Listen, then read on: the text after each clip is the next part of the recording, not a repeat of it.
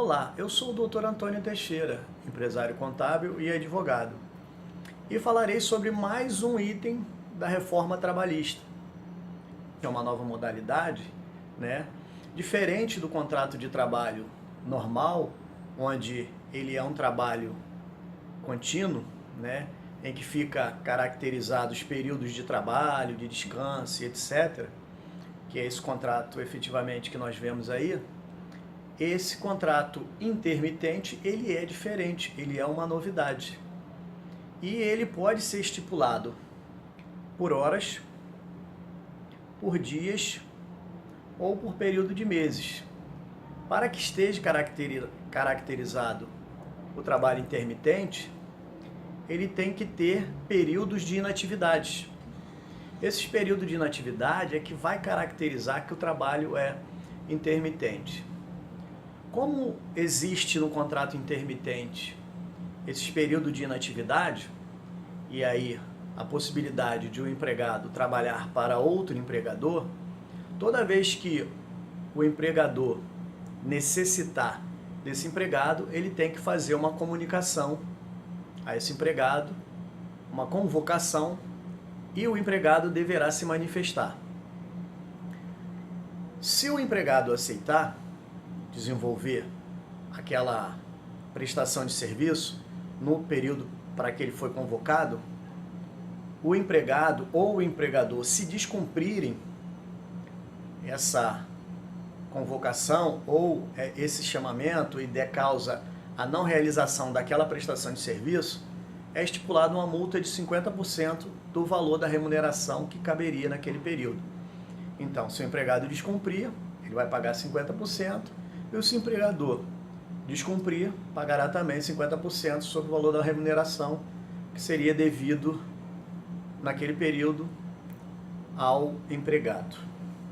Ora, é uma novidade, é uma situação nova, vai trazendo algumas situações que a gente não está acostumado, mas a gente vai ver agora a partir desse momento, não exatamente agora, mas depois de 4 meses, né, que vai entrar em vigor da publicação da lei, as empresas, né, que contratam empregados poderá fazê-los contratando alguns, né, de forma normal, com esse contrato normal, de forma contínua, e outros através do contrato intermitente.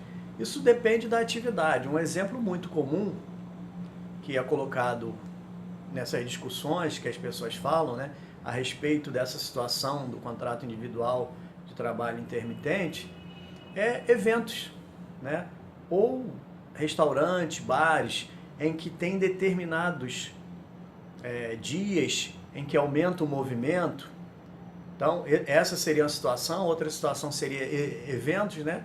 Por exemplo, uma casa de festa que trabalha eventualmente sexta, sábado e domingo, ou só sábado e domingo. Então, caberia esse contrato intermitente nessas situações.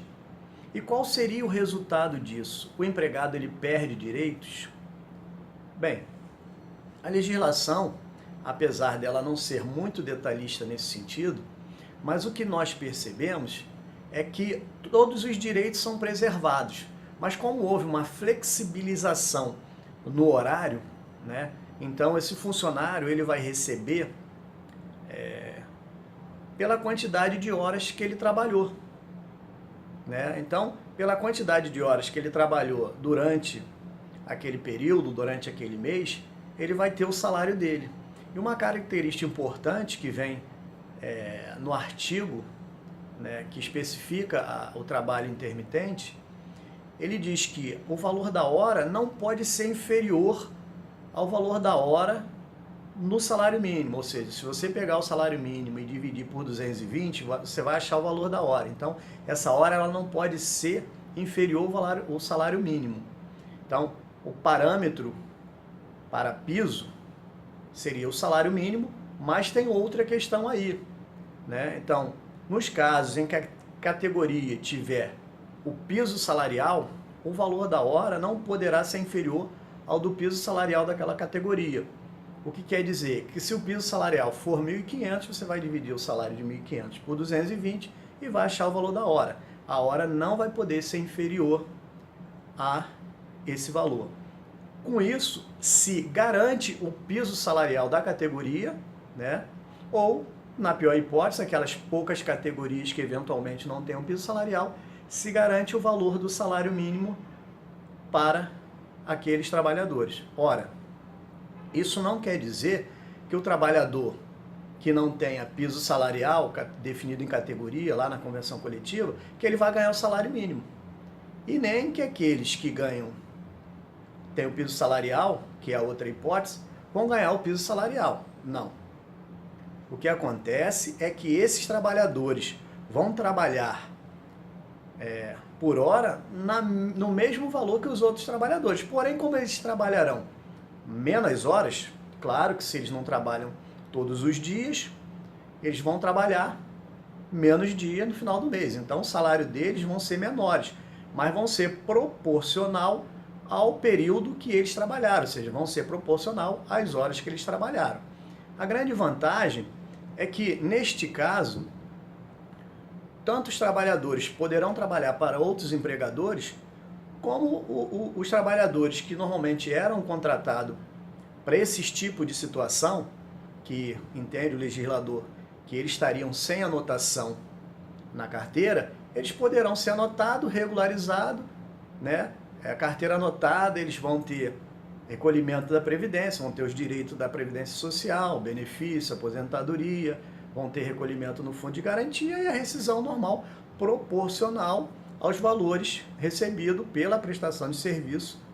E nessa condição, né, intermitente, vai ser sempre o valor proporcional àquilo que se produz durante o mês, né?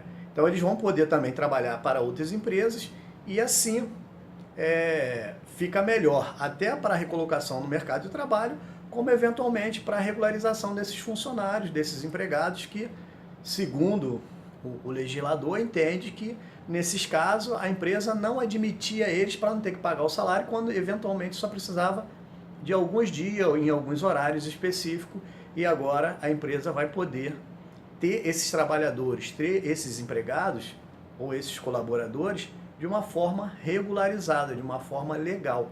Agradecer a participação de vocês, dá um joinha e até uma próxima oportunidade.